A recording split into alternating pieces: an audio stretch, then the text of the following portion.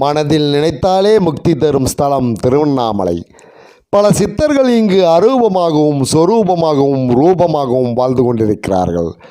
யுகங்களை கடந்து உருவமாக காட்சி தரும் மலை திருவண்ணாமலை.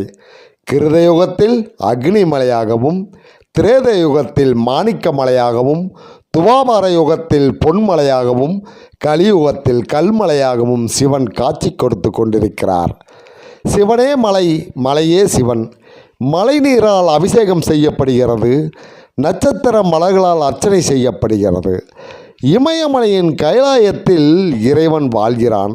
ஆனால் திருவண்ணாமலையில் இறைவனே மலை வடிவில் எழுந்தருளிருக்கின்றார். அதனால்தான் தென்னாடுடைய சிவனே போற்றி, எந்நாட்டவர்க்கும் இறைவா போற்றி என்பார்கள். இறைவன் பஞ்சபூதங்களாக தென்னாட்டில் வாழ்கிறார். உலகமும் உயிர்களும் பஞ்சபூதங்களால் ஆனது. அந்த பஞ்சபூதங்களாகவே இறைவன் தென்னாட்டில் வாழ்கிறார். பிருத்திவி என்னும் நிலமாக காஞ்சிபுரத்தில் ஏகாம்பரேஸ்வரராக வீற்றிருக்கிறார்.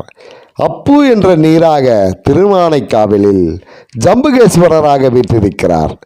தேயு என்னும் நெருப்பாக திருவண்ணாமலையில் அருணாச்சலேஸ்வரராக வீற்றிருக்கிறார்.